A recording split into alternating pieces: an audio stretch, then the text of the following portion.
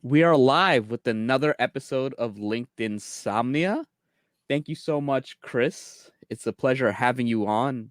And you have a very interesting background, and you've worked at very good companies. So, can you kind of give an introduction, can you brief intro, and kind of have the audience kind of learn a little more about you so they understand who you are before we sort of dive into conversation? Yeah, for sure, Junaid. Glad to be here. This is actually my first live stream, so always fun to try Really? some new stuff. Yeah. So a little bit background about me. Currently, I lead product CRM at Google. Yeah. So product CRM, I mean Nest, Pixel, and Chromecast.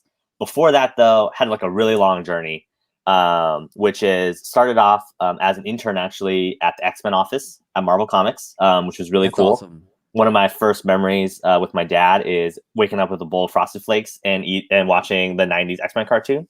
So that was a really cool experience. And so from there, as a California kid interning at the X-Men office in New York, I graduated, decided to move out to New York, and then landed a job in marketing actually at a company called Quidsi, Yeah. which is the Latin phrase for, I believe, what if. And it's the parent company of soap.com, which is where I was. And so I did marketing at soap.com, had a bunch of great mentors, and it was a really awesome experience.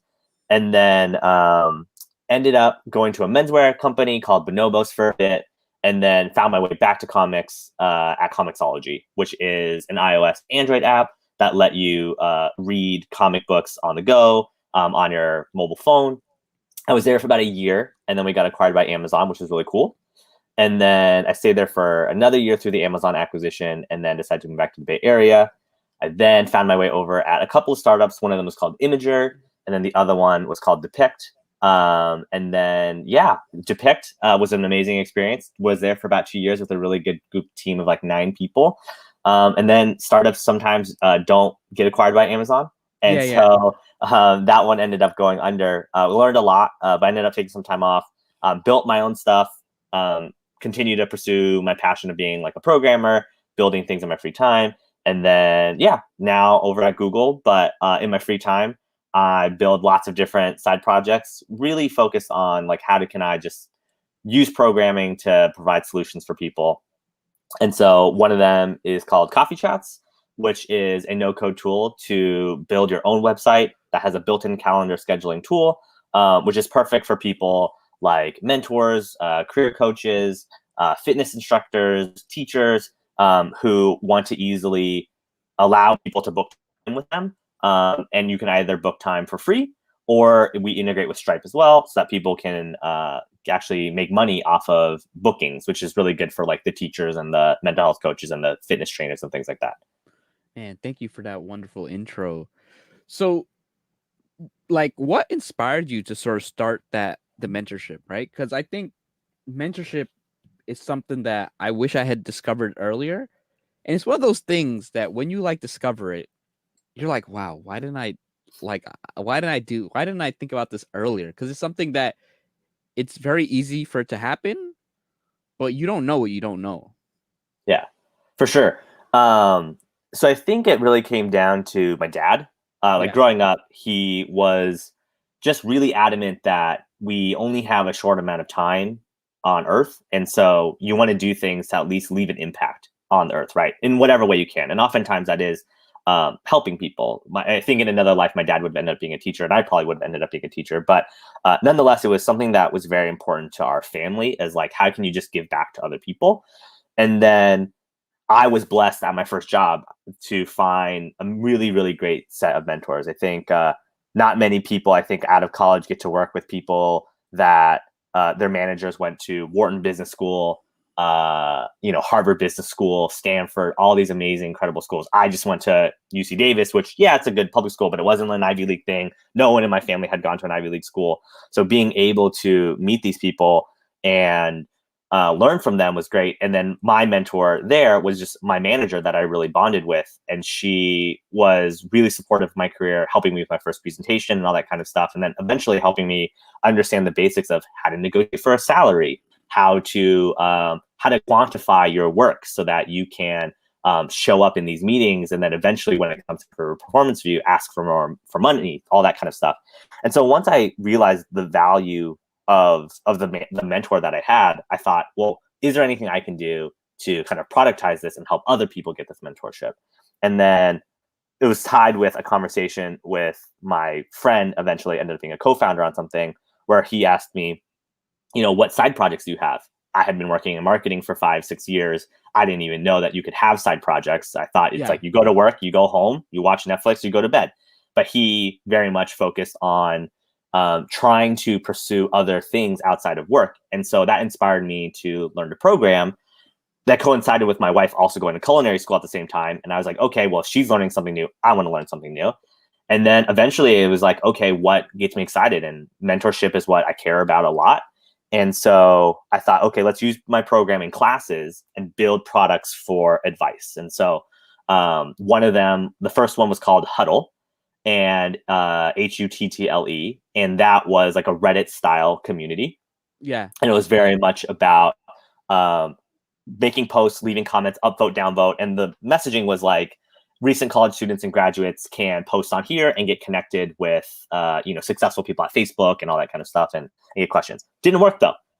Text communities are really hard to make. And I can talk more about that. I mean, it took, look, I've been on Reddit since like 2008 or something, right? And it's tough, right? Because the lack of visuals, and you kind of see how I use the old interface, but the new interface is pushing for a more visual friendly for like newer users. And text-based communities are tough, but the thing is, you build them, they're pretty strong. Yeah, if you can just get that moat and get that audience going, then it takes care of itself. But that kind of what we call cold start problem is really tough. And so it didn't work. About 2 years later, I took another run at it, building a more like Uber model for mentorship. So it's like, hey, Junaid's on the platform. He charges $1 per minute. The marketplace makes like 10 or 15% of Junaid's rate, and everyone's happy, right? But then, surprise, surprise, college students and recent graduates don't have a lot of money. Who would have thought? And it didn't work either. And so I took some time off from that, and then COVID happened. I was at Google, and I think it was like Memorial Day weekend, and I was like, man, is there anything I can do to take another run at this? And so the little solution was, let me make a website that is just people can book time with me. And so I called it Coffee Chats, and the website was trycoffeechats.com, and it was just booking time with me. I shared it, I think, that Memorial Day weekend, just, in my free time. And I got like 25 coffee chats booked in like a week. And I was like, oh, interesting. And then I had a little call to action on the bottom that said like, join the waitlist if you want to make your own coffee chat mentorship platform. And I got like 15 people signed up for that, just promoting on LinkedIn in one spot. Yeah. That's like, nice. Like, this is different than the other ones that clearly did not get traction. And so then just have been building it in my free time and on the weekends. And now I think for the past 4 months, we've had more coffee chats booked each month than the previous month. So each month growing more chats. Yeah, which never happened. Yeah, so it's starting to really go. And it's been amazing just to see the kind of use cases. There's a product manager at Walmart. She uses it as a way to connect with her students and use it as a platform to charge her students and make money as kind of like a side income. There are people that use it as a way to just provide free mentorship. I use it as a mixture of both. But yeah, I think, it's a way for me to give back, and obviously if people here, if you check my LinkedIn, you can see my Coffee Chats website. And if you need a promo code, I can definitely drop one in or let you know, Junaid, like how to, for people to book and stuff like that. That's awesome. So Karen from Australia asked, she would love to know what books that you found most inspiring, right? That you clearly have some amazing ideas and thoughts. What kind of books really stand out for you? Yeah, that's a good question. In terms of like programming, actually, just like how to learn a program, if anybody's interested, there's a author named Michael Hartle, and he has a Ruby on Rails book that you can just Google and actually read the first couple chapters for free. That's how I learned to program. When it came to entrepreneurship, The Hard Thing About Hard Things by Ben Horowitz is a really great one.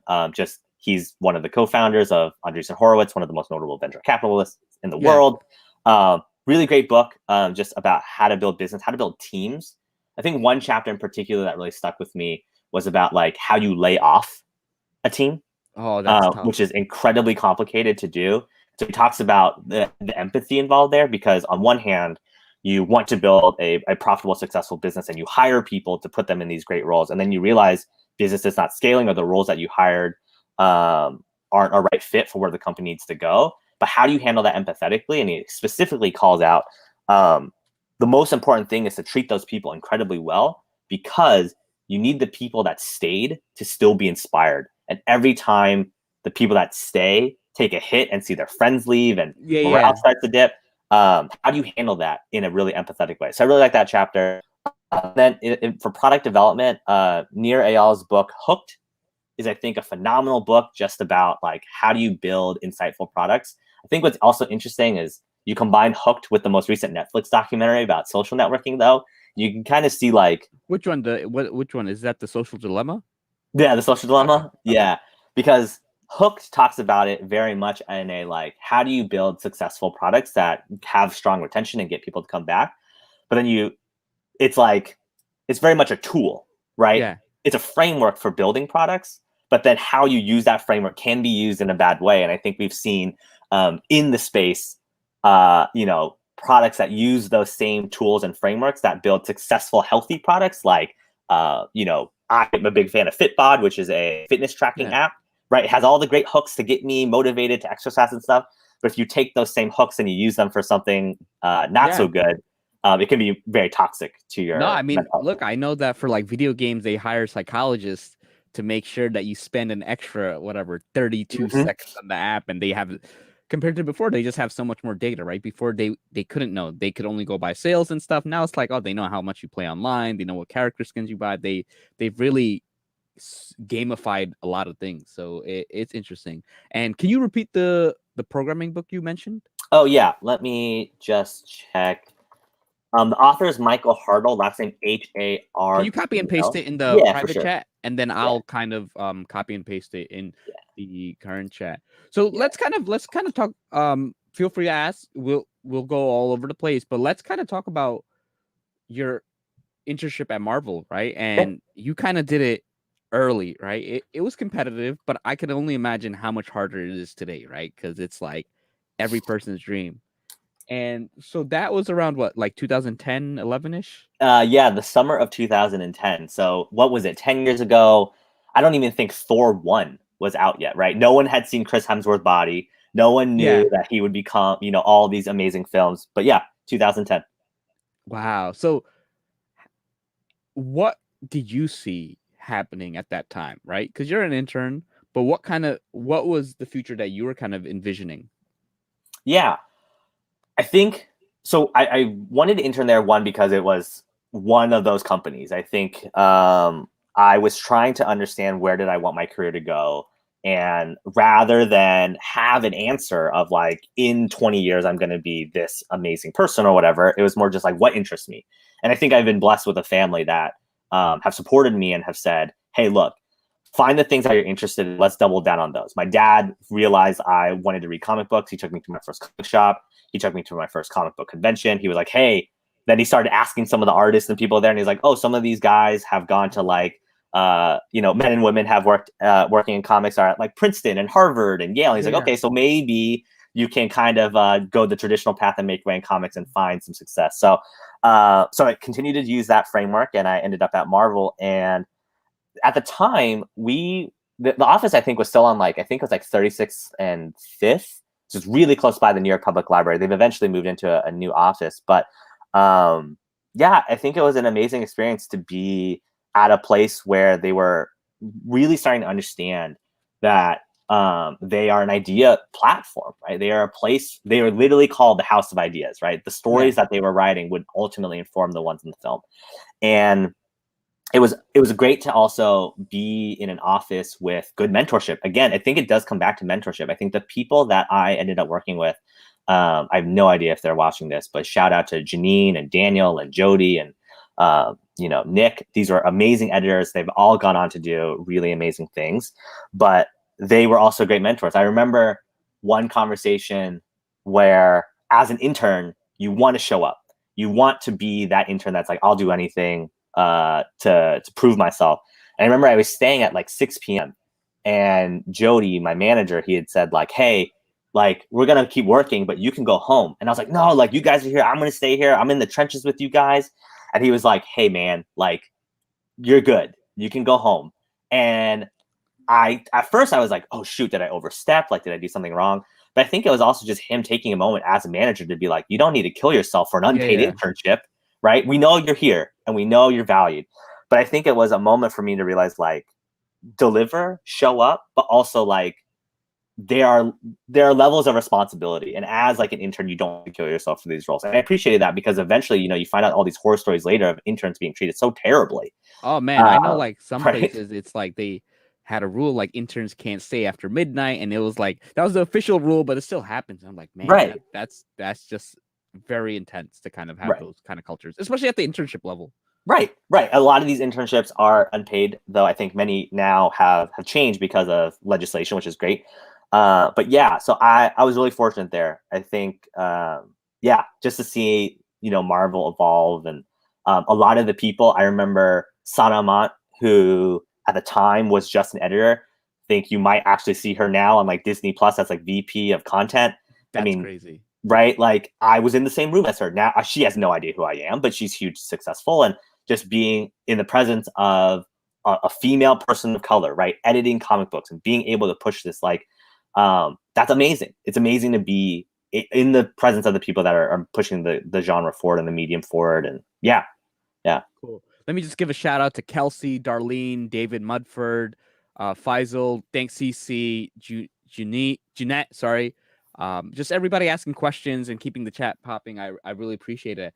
You know, what I really like about just how comic book has evolved is just that I remember who they bought the rights to like the whole Marvel universe for it was like pennies. They got like everything, and they took like characters that traditionally would not have ever seen the light of day, like, you know, someone like the Black Panther, and made them like blockbuster hits to the point where you can take it in. You can take characters like the Guardians of the Galaxy and make them a hit, right? They're pretty like they're sort of unknown. And you know, we kind of look at like Iron Man, he's very well known, but again, it was like he wasn't necessarily that popular, right? It was definitely like the X-Men were very popular, and SpiderMan, right? Those were like the two franchises. Yeah. And now it's like, wow, they just keep on coming out with more. I think Shang-Chi is, I think, one that's coming out. So it's just interesting to hear about all these characters. And then you have like the Netflix show, and just it's just crazy how everything just stemmed from, really, right? It was the Iron Man movie that really just, it was a complete gamble. Yeah. I mean, I think what people often forget is that, to your point, Iron Man stuck around because Marvel sold everything else. Yeah. Marvel sold Spider-Man to Sony, Columbia. Sony. Yeah. Right? X-Men was one of the most bankable things, and they sold that to Fox. And so they really had like a ragtag group of heroes left. It was like bargain basement toys. And they were like, okay, let's take a shot at this though. And I think what they've done really well is start with the story. I think so much of my work now and what I've learned through marketing and things like that is that it does come down to storytelling and being able to understand, like, why is Iron Man interesting? It's not that he's just a superhero. He is a flawed person who is an alcoholic, who has a troubled relationship with his father and wants to atone for the sins of his past, right? These are stories, universal stories that people can relate to. And I think that has consistently proved itself. And I think it's very much in line with what Stan Lee, may he rest in peace, very much believed, right? He created Peter Parker, right? A kid from Queens, right? Regular guy, just like anybody else. And what made him interesting not only was the fact that he was Spider-Man, but the fact that Peter Parker was just an everyday guy that had the same problems as the reader, right? He wasn't an infallible god or something like that. And he was a teenager too, right? That made him, like, I think he's the most popular franchise of superhero. And it's just so interesting to kind of see these things happen, because typically it was comic books are for guys who look a certain way, who are kind of sit on the inside, and now it's like things have grown so much to the point where it's like, and like, you know, you can openly discuss watching anime, right? And you see all different types, and I think it's just so cool just to have so many different people just uniting among common stories. Yeah, and I think what was interesting for me was at work, I ended up joining a team, and like my manager's manager was like, wait a minute, I saw like your story and it sounds like you worked at Marvel. My like 12-year-old daughter is interested in working at Marvel. She's a freshman in high school and she would just like to talk with people that maybe have experience with comics because I don't really understand comics, but clearly you do. So I hopped on a coffee chat with her and you know, she just expressed like, it's really cool to see like Kamala Khan, right? A Yeah. superhero that looks like me as a Southeast Asian girl. That the fact that people get to work on these stories, the fact that people get to make these movies and TV shows. How do I start that as a career? And to your point, 2010 in the 90s, like the comic book stores were packed with people that looked a certain way. And I Yeah. think what's been great to see is that the genre has moved in a direction that is more inclusive, that we are getting to see stories like the Black Panther, right? Yeah. Like Black representation. That's incredible. Shang-Chi, Asian representation, right? It's amazing. And I think the fact that not only do you get representation, but then it becomes this global thing, right? You cannot deny the success of Black Panther, right? Yeah. That is incredible, right? So that just makes me so excited. No, it makes me so excited too because it's like I also think the timing was right too because had it succeeded in 2000, it would have been very different because the special effects are just insane. Like, you know, I kind of saw like CGI from like the 2000s in a movie, and it's just so different. Now it's like you can, it's just crazy how green screen technology and all that can create so much. Yeah. Also, a huge shout out to anybody that works in practical effects. I think practical effects is often not praised enough Yeah, because, you know, you look at Lord of the Rings, those three movies, the original ones, they continue to age well, like the yeah, orcs and all that stuff, because it's not CGI, it's makeup and it's a lot of people working on costume. The most recent Hobbits look very bad over yeah, time yeah, because, to your point, lighting changes, you start to see things that look different. And so all of those people that grind out costume making all the yeah. chainmail, all that stuff, it ages much better. I think the Terminator, right? The Terminator series and the Jurassic Park series, right? They age extremely well. Right, because it's all practical effects. And then Yeah, when you start to rely more on digital, our sensibilities change over time for sure. yeah. So it's it's cool, and I think it's like me personally, like they said there was gonna be like a superhero fatigue. I never get tired of superhero. Just throw on more. So now, what's in the pipeline for X-Men?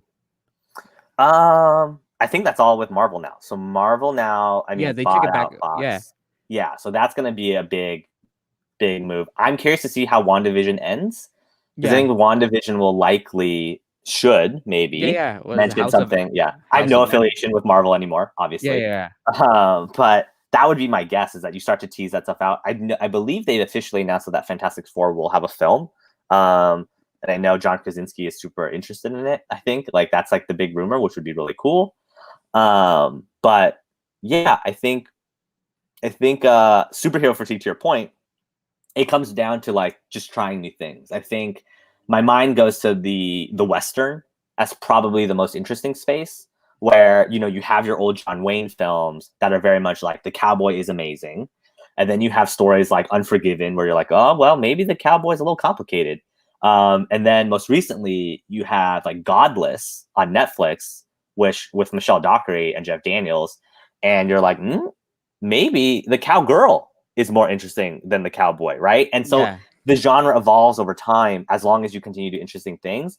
And I think what Marvel has done particularly well is if you like Iron Man is not the same genre of film as I would say like Captain America, which is much more yeah, of a like spy thing, like Winter yeah, Soldier in yeah, particular, right?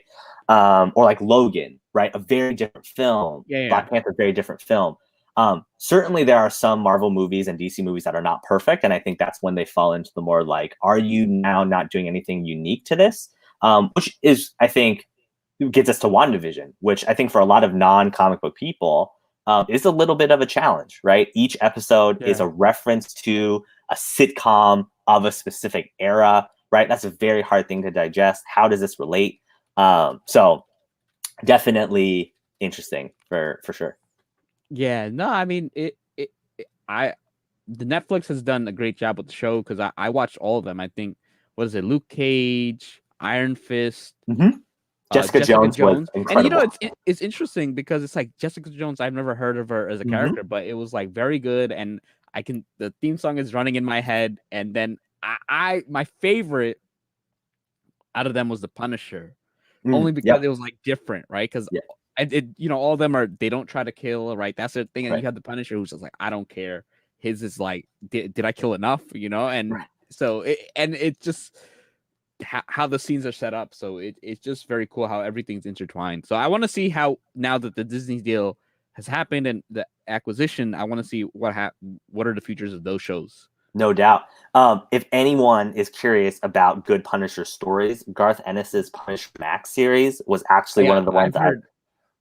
I got that as homework from my manager Jody, because I was Yeah, like sitting in the chair waiting for work, and he was like, "Well, you should read these like known comics." And I was like, yeah, "Okay, cool, comic book for work." Garth Ennis's Punisher is so interesting, especially because, to your point, it it underlines this idea that, like, is he a hero? Like, that's kind of Garth yeah, Ennis's big question, right? Like, yeah, he's very complicated and arguably not the most heroic person. And so the story does a really great job of pairing him with these people that have gone through something traumatic and are looking for vengeance. And it yeah, makes you question, like, is vengeance really like the end game yeah, for all of this? Like, is that the best way to heal? And then to your point about Jessica Jones, I think the Purple Man, played by David Tennant, one of the greatest villains in the Marvel universe. And like, how do you create a television show and about abusive relationship? Have yeah, someone that can absolutely control your mind, yeah, yeah, and yeah, that's like an abusive relationship for sure, yeah, yeah, right? yeah. So yeah, great stuff. So I mean, we're getting some great comments. Will someone they mentioned Mortal Kombat. Mm-hmm. So they're developing a Mortal Kombat movie. It's in the works. They released that same day HBO spot trailer about 2 days ago, and there's a small tease of Sub-Zero making the ice sword, and I think Yeah, I absolutely lost it. And my wife was like, "All right, whatever." But I'm like, yeah, I can't wait for that Mortal Kombat trailer. I also saw someone give a shout out about Green Lantern. I think that's yeah, one of the most underserved right now. The idea of having Jon Stewart, right? I think yeah, there was talk for a long time that Common would be Jon Stewart as Green yeah. Lantern, Oh, that's interesting. right? But then now it's like, that was like 10 years ago, Yeah, rumor. yeah, Common's like, I think he has an EGOT now. Like, he's very yeah, successful. I don't know if he's going to slum it as Green Lantern, but obviously there's other actors that can take the role. But yeah, I think Green Lantern is definitely untapped. yeah. No, Green Lantern, and then Alejandro brought it up. He said DC definitely kicks ass on the animated movies, right? And I think we discussed it before, where DC does the animated movies very well because I like how Mm-hmm. they kind of go the darker themes, and Marvel does the movies really well, right? Mm-hmm. And I think that's where they have their expertise. And one thing, so feel free to put in some of the movies that really stood out to you in DC Marvel. What movies stood out to you and sort of why? Put it in the comments. Um, yeah, and someone asked, is there a sequel to Black Panther in the works? I think right now they're There really is. trying to figure. There is, okay. So what There are they is. gonna have the his sister as the Black Panther? Big question. There's unclear. So Okay. in the comics, yes, there is a world, I believe, where Shuri becomes the Black Panther. Unsure where they're going to take that story. Obviously, what happened with Chadwick was incredibly sad, and Yeah. just an amazing body of work. But that's a really interesting one. I think, how do you adapt to the change in like real world stuff? I'm reminded, completely different topic, but Lost. If Yeah. anyone watched Lost, like, Walt was a little boy and then he goes through puberty, and then you're like, okay, but the island is supposed to be the same time, so how can you have a character that was supposed to be like 11 now looks like he's like 21, so he Yeah. just gets written out of the show. Yeah. Right, like, oh well, that story's gone. So I think it's one of those things where, with what happened with Chadwick, how do you adapt? But I'm totally blanking on the team, but very capable writer, director. Yeah. I Yeah. mean, it's all the writing. It's all how you can really incorporate things and all that. So now, in terms of who is your Mortal Kombat character that you like resonated with the most? I think as an Asian American, you always select Liu Kang to start, Okay. and then I think long term, I think I've always aligned with Sub-Zero. I think he's a pretty interesting character. But I would actually say where I spent most of my time, not to bring it too back to superheroes and stuff, but I actually ended up being fairly competitive at Injustice. Injustice, So okay. yeah, from like 2012 to like 2015, I think I ended up ranking on like the PlayStation Network at least like top 500 in the Wow. world online. And then Green Lantern was my guy. You I know, it's think funny. I have a friend who is #1 ranked in Marvel versus Capcom Online. that's But crazy. you know, he did it too early, like in 2015, before Twitch was a big thing. So Yeah. he showed the ranking. So competitive gaming online, man. I don't get into it because I just know how to grind and how Hmm. much time it takes. But I love watching the sequences. It's just crazy how the game mechanics move, and you know how people how competitive players play against each other. Yeah, I mean, I think it's comparable to like someone likes to play basketball, Yeah, but am I going to put in the work to become LeBron James? Like he's a very different person, right? I mean, yeah, I yeah, was I was in another conversation this week about Tom Brady, right? Like yeah, 43 years old, right, playing the Super Bowl, right? Like the work he puts in to be able to do that, not for everyone, right? yeah, To yeah. It's be not. able to put in that grind. And I think, shout out to all the people on Twitch that, are trying to make a run at being a pro streamer and stuff, because it is not easy, right? Eight, It's 10 not hours a easy. day, grinding nonstop, playing Fortnite or, whatever it is. Yeah, it's not easy. It's not easy. And then I streamed on Twitch once. Not once, I always stream. But when I first started before LinkedIn, I think I streamed on Twitch, and it was like whatever, 6 to 8 people, my business partners on 2 accounts each, and my nephew just asking questions to me, and maybe like one person. It's not easy to talk to a camera with that. Like this is a lot easier because we're having a conversation, but when you don't Right. have when you're by yourself, respect those. It's you when you don't have that community built up and you're trying to get the first 5, 10, 15 visitors, because out of them not everyone talks, so now you need a couple that talk. Mm-hmm. Yeah, Yeah, it's the cold start problem. I think for anybody that is building anything, right? A community product or a live stream audience or a Twitter audience or an Instagram following or whatever, it's like, how do you get those first 5, those first 10? It's incredibly hard. yeah, and it just takes time. Like a lot of people, they want this level of growth that a lot of big streamers have, and it's like, who's the MKHB? What's the MKHBD? Whatever, Marquise Brownlee on YouTube. Yeah. People don't realize like the first 2 years, like it was very little traction, and then what I find with a lot of people is like they'll put in the time, and then randomly they just start getting more growth, and it just happens. But again, it's you don't know when it's gonna happen, and sometimes it may never happen for so many reasons. Yeah. I think the common thing that like I'm hearing is the concept of consistency, right? It's like Yeah, you, for example, right? You're like grinding this out and being consistent frequently so your audience is engaged, all that kind of stuff. I'm reminded of like a baker who's now incredibly successful, yeah. Rosanna Panzino on YouTube, or even no, a smaller one that I saw happen was this couple called Keto Connect. Oh, They're interesting. right, yeah, they're a husband and wife now with a baby, but before they were like boyfriend and girlfriend. It was like 3, 5 years ago. My wife was like exploring the keto space, and she found this couple, and they had like five, maybe 1,000 to 5,000 like YouTube subscribers, very small. But Yeah, they were like every single week we're putting out content talking about our grocery shopping, the recipes we made, eating our meals, our calorie counts, all that kind of stuff. And it was just being consistent week over week. And now I don't even know. Like they have their own subreddit, they have their own wow. Instagram. She used to be like a lawyer or like a legal admin or something. And Yeah, now like they both quit their jobs to do this full time. Let me see where they're at right now. Keto Connect, it's 930,000, right? that's serious. Right. That's It's serious. like that was the grind though. It was like, hey, we're just two people hanging out talking about groceries, right? Yeah, And what keto friendly foods did we eat today? But yeah. yeah, now they're doing great. Yeah, so and Matthew made a good comment. He told Faisal said he wants to do a stream, but he's not competitive enough. But what a lot of people don't realize, streaming is more about personality and entertainment and Yep. community than it is about being the best. Obviously, if you're being the best, it helps, but you have to have. I think who's the guy, Nick Merckx on Twitch. You're gonna see that they're entertaining. They put a lot of time in, and they interact. They have their personalities and their quirks, and consistency is everything, regardless of what you want to do. Because let's tie it back to like the sort of Marvel universe. It was consistently putting out, taking risks and going to the next level, right? Because when they came out with the Avengers, right, they had a couple of movies and they're just trying different things. Each movie is a different style.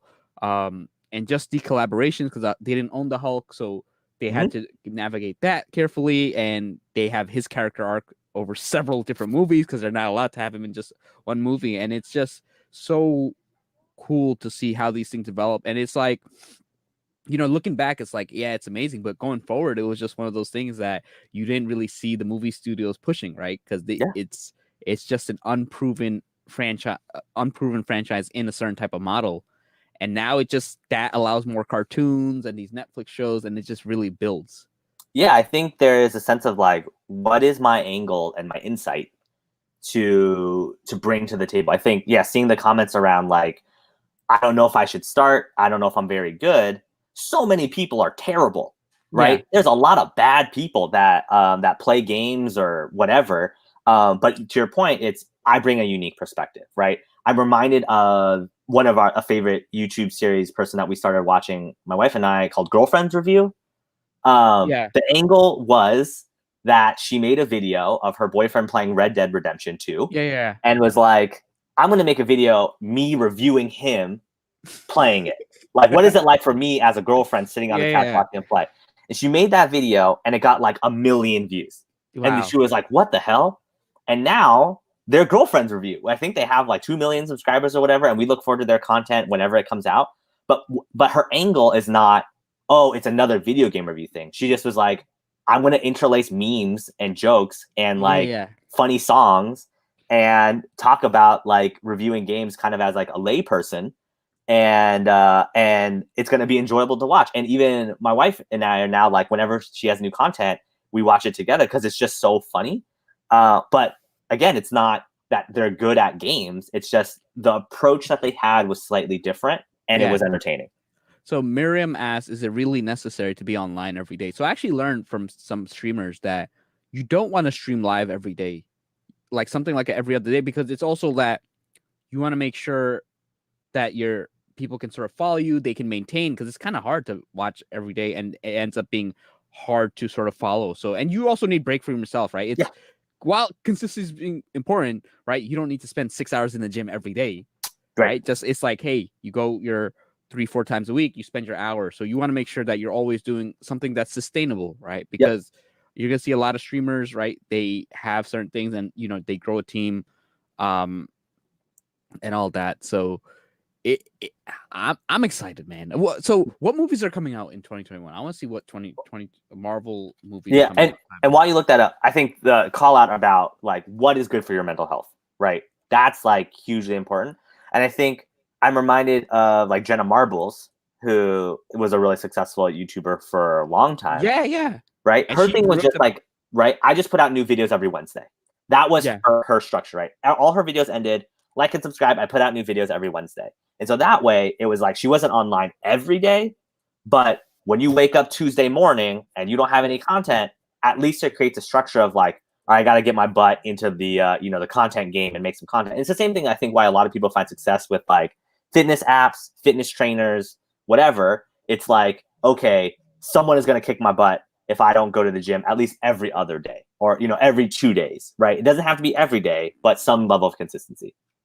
yeah. So let's see. So this year we're having Black Widow in Mm-hmm. May, if this article is correct. Then we have Shang-Chi. Mm-hmm. So I'm really interested in that. The Eternals, Mm-hmm. the fifth, and SpiderMan Yeah. at the end, the Far From Home sequel. And I know they filmed it not too far. They filmed some of it. My nephew he saw Tom Holland because they were filming. So the high school is actually by my uncle's house, like the high school that Peter goes to. Oh, nice. So the shot, so it's like, so I think they had, when I went one day to my uncle's house a while back, this must have been like a year and 2 years ago, who knows? It was a while back. And he got a picture with the Flash kid. So he got a picture with that. And I remember he like geeked out. So, and they also filmed in the Astoria area. So that's gonna be cool. And I'm excited. Like, let me see Yeah. what else. Like 2022. Morbius is one. Oh, Morbius, they said in 2 months. Yeah. So 2021. Jared Leto. Yeah, I don't know though, because so much of this stuff can get shipped around. I think though Yeah. what's most interesting about Spider-Man though is all the rumors of like, okay, so you got J. Jonah Jameson back, right? It's Yeah, played by played by J.K. Simmons. they've already seen Jamie Foxx on the set being Electro again. Yeah. They're talking about Tobey Maguire and Andrew Garfield all coming back. So you're basically doing real life Into the Spider-Verse, Yeah. which then creates the scenario of like, could we get Hugh Jackman back as Wolverine? Basically opens up I think Hugh whole Jackman said he didn't want to do Wolverine again, right? Because he Yeah, dedicated a but lot that's of his life. I feel like that's like when Daniel Craig was like, if I do another James Bond, I'd rather get stabbed in the eye, and then they offered him $20 million, and he's like, James Bond's He's like, great. okay. Yeah. Yeah. So no, I mean it's gonna be interesting because the Wolverine arc series is they did it so well. Yeah. And for anyone who hasn't watched the Wolverine, Mm-hmm. it's a long movie, but it's so good. Like it's Oh, non-traditional. It's not like the traditional superhero movie, and it's beautiful how they close out his arc. Oh yeah, when yeah. So I remember when we were watching Logan at the end, and I won't say for whatever, but Oh yeah, definitely Logan, yeah. definitely wept. Definitely in the theater, just like crying. Such a beautiful moment. Yeah. Yeah, no, I mean it's interesting because it's like you get these people who have these abilities, and at the end of the day, they're still human, right? They still deal with the struggles. They still deal with the everyday life of feeling normal, of feeling excluded, of right, just struggle. And I think that's where DC has struggled. Yeah. The as much as I enjoy Green Lantern and Wonder Woman and all these great characters, they've had a hard time adapting them to make them relatable. I think it's harder to relate to a guy who is an alien, but then is like a tall, super fit white guy who can fly and shoot laser beams from his eyes and can lift things and have frost breath and all that kind of stuff. It's not as relatable as like a small like Jewish kid from Queens, right? Like, these are very different characters, and so I think they have yet to figure out like what the heart is. I think there are a lot of comics though that do it very well. Comics, on those beats, but because comics is like you have the time to do it. Because I know like good Superman stories is they don't focus on the invulnerability. It's more about just the making sure that you're there for humanity, but they're also there for themselves, right? Because you don't want them completely reliant on you. There's a really good graphic novel called Luthor, I believe, by Brian Azzarello, and it basically takes Lex Luthor as the hero. Yeah, and it's such a good story because it's very much like he's not a bad guy. He just doesn't like that we're dependent on Superman for so much. And his whole thinking is like, if we're so dependent on one person to always save us, will we ever save ourselves? Yeah. Right? Yeah, he does it in some bad ways a lot of the time. But that's a really interesting story, right? Like, right? Like that. Why Magneto's so interesting, right? It's because it's like you can empathize with somebody who's gone through something so terrible, right? Like as we talked about with all the other characters. So, yeah. Nah, and the Batman movies they've done well. I think the new one took a different, like with Ben Affleck was, different. I mean, I just like superhero movies, so it's like even a bad one, I'm still there. Like some superhero movies are better than none. But yeah, like the Nolan trilogies, that was very, very interesting. And again, they avoided CGI as much as possible. They were practical effects, and that's why like that film ages really well. Yeah. Shout out also, just I gotta say, I'm reading the comments coming too. Matthew Perkins, yes. Yeah. Smallville, yes. Like so I've been watching. So I'm up to season 6. I watched the whole series, but I'm like on the Smallville binge. So I think they did the character as well as they could have. Well, and this goes back to your point about like where does DC have success, and it's the television shows and the cartoons. Because I think if anyone has watched Arrow, that's a very good man story, right? He's basically Ollie Queen is basically Batman, and he has his own Justice League gang, and like the Flash is really good. I think I don't start those shows is because there's too many seasons, and I'm just like gonna watch TV the whole year. That's all I'm gonna do. Just be glued to the computer. We fell off once they launched Legends of Tomorrow, and then it was like, okay, so we got to watch 3-hour-long shows a week. The only show I'm that loyal to is Grey's Anatomy. I'm a ride or die Grey's Anatomy person.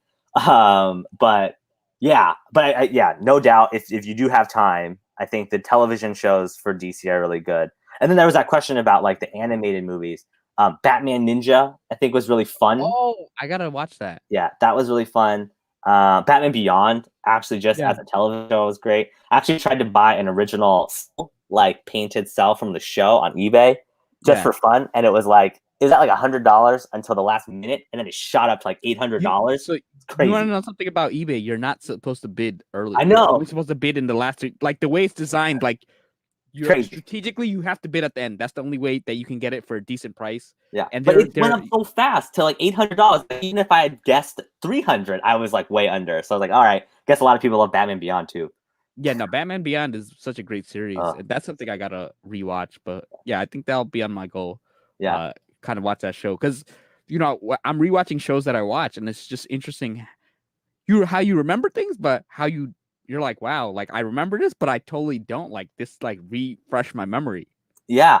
I recently rewatched X-Men the animated series, Yeah, I and watched that too like this year. now thinking about it, like watching it too, I was like, oh, like Beast is a character from my dad, right? Like I Yeah, was like 6 years old, and I was like, oh, bright lights, yeah, Gambit yeah, on playing cards, like this is so cool.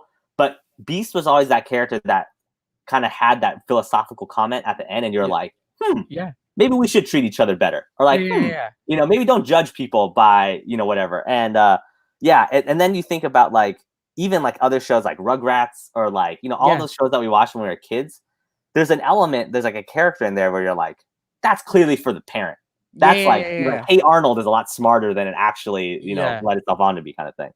Yeah. No, I mean it's definitely let's slowly start to wrap up. Yeah. I would love to go on forever. Yeah. Unfortunately, I have a meeting and stuff. So now it's like, what what are you really looking forward to, right? Because you've seen it, you were inside kind of hmm for a little bit as an intern. You've seen it grow. What's the next phase of development that you really want to see them push? I think X-Men. X-Men. How they incorporate X-Men will be interesting. I think how they bring Doctor Doom and the Fantastic Four in. I think Doctor Doom is such Dr. an Doom. untapped villain, Yeah. such an interesting character. The fact that I think there's also characters that have just been poorly represented. I think Yeah. Scott Summers, like Cyclops, Yeah. is really not well represented as like the leader character, kind of. Yeah. So that's interesting to me. I think if we could get to things like House of M, where Yeah, Wanda says like no more mutants and they get eliminated, I think Dark Avengers, right? Like, what if Norman Osborn got to create his own Avengers, and then all the real Avengers were then like ostracized, Yeah. right? Like, then you have like, oh, like does Colin Farrell come back and play Bullseye? Like, did you have William Dafoe come back, play the President of the United States, right? Like, these are such interesting stories. That I think that would be, I think, where my heart is. I think also Gambit is my favorite superhero, Yeah. and the fact that Channing Tatum was like going to like star as Gambit, He would make a good like dude. Yeah. And then the screenplay was very much like an Ocean's 11 style like heist movie, Yeah. and I was like, this sounds so good, and then it just kept getting pushed and just never happened, and so that then I think now it's just like scrapped entirely. It always happens. Like they scrap, they bring it back. So, but I definitely see them developing something with X-Men because I think all the rights went back to Disney. Exactly. Right? Yeah, So it's just gonna like who do you cast? I think the hard part is I remember even at 6 years old, Patrick Stewart was like on TV in Star Trek, and I remember talking to my dad. I was like, that guy should be Charles Xavier if there was a movie. Yeah. And obviously that he gets cast. And the problem is, you can't really have him be the guy anymore. So who do you cast? James McAvoy did an okay job, but it's always going to be Patrick Stewart. Yeah, and then Jamal's waiting for a good Storm. Yeah. And, oh my God, Storm. They have poorly delivered for her for so long. Yeah. Yeah, I mean it's tough because there's so many characters. How do you develop so many characters over one movie? Because X-Men is a large team. So who knows? Maybe they might have solo movies, and we're gonna really see. And Matthew Perkin bring the heat with all these comments and stuff. Yeah. So we'll definitely do it again. It seems like this is great. I love talking about comics. Yeah, we'll do it again in a couple of maybe next month or something like that. Just bring your comic book questions, bring your friends, and feel free to book some time with Chris. The coffee chats. I'm gonna tag you on LinkedIn. I mean, I think X-Men they do such a good job at just bringing up so much character struggles. Yep. And just it's crazy because like as I grow up, it's like it's something, watching cartoons and just shows at different stages of your life, you kind of have different perspectives, right? You look for different things, right? Because in the beginning, you have a very black and white view of the world. Right. And then as you grow, it starts changing, and then characters that you could never, I couldn't really sympathize with Magneto when I was young, and then Right. as you grow up, you're like, you know what? It's hard out there to be different. I feel for the dude. Yeah. Well, and I think, we were talking about this like evolution of a genre. And I think if you think about the comics that Stan wrote even back then, it was still like world's pretty good. It's hard to be a nerd, but like overall the world's okay. And then you look at like what came out in the 80s, right? It's like you have Watchmen, which was like superheroes are terrible. The Dark Knight Returns, right? Sandman, like these are game-changing comics that changed the genre. And now I remember even watching how the political climate was changing at the same time when House of M came out, when Civil War came out, when Dark Avengers came out. Each thing was kind of like referencing, Brian Michael Bendis was referencing what was happening in the real world. And I think that's so interesting. And shout out to also Faisal, who mentioned like talking about different races and ethnicities. I think what's Falcon and the Winter Soldier, right? Now that Anthony Mackie's Falcon holds the shield, like that was such a like mixed received thing at the time, and now it's like no doubt, like the Falcon can be Captain America, right? It doesn't have to be Steve. And I mean, it's also in the comics they have him exactly. So it's not even like they're going off script. It's like now they're allowed to bring things that were sort of fringe ideas into the mainstream. So someone asked, and we'll close out with that. Well, I'll ask you. I'll answer first. Who is your favorite comic book superhero? So I really like the Hulk. Something about a dude who just gets angry and just I love the cartoons and the Hulk show, whatever, with Bill Bixby and stuff. So that was always interesting. And I don't know. So I've always had, but I like all of them, man. You give me something, there's nothing I won't watch. So yeah, David Mudford sent Moon Knight, right? I gotta explore that character. Oh yeah. So which one stand out to you? Yeah, so if you looked in my apartment, you could figure it out. I have a fair amount of original art of Gambit pages. So Gambit from the XMen is my favorite superhero. Mostly because I always loved the story with him and Rogue. This idea of like a kind of like you love the person, but like love has its sacrifices. I think even as like a 7-year-old, I was probably a really complicated romantic. And, aren't we all? Aren't we all right? Yeah. But that's always been the character that I've enjoyed. I also just like the potential of his power because it's so often misunderstood. Like, he touches playing cards and he throws them and they blow up. But it was always this idea of like, he could actually touch anything. And I think X-Men Evolution actually did a really good job, the cartoon, of like, he gets thrown out of a train and he's like backed into a corner. So then he just touches the train. And he's like, if you don't let me go, I'll blow up the entire train. And it was like, that's an interesting use of the power because that's what he can do, but no one ever gets that far. Yeah. So look, my friend is a wood-stained artist, so he did this. Beautiful. So I think Wolverine, I guess, whatever, beating up Cyclops and stuff. So it's, I got to start setting up my room so I can start hanging these and all that. But yeah, so thank you so much for your time. It was great. We had a great audience, and we'll definitely do this again, Chris. Yeah, we could just turn this into like a comics podcast. I mean, let's do it. I'm excited. I mean, I'm like a noob, but I'm very interested, and I think it's something that's I love talking about, and people love hearing about. Yeah, for sure. Awesome. Have a good night, United.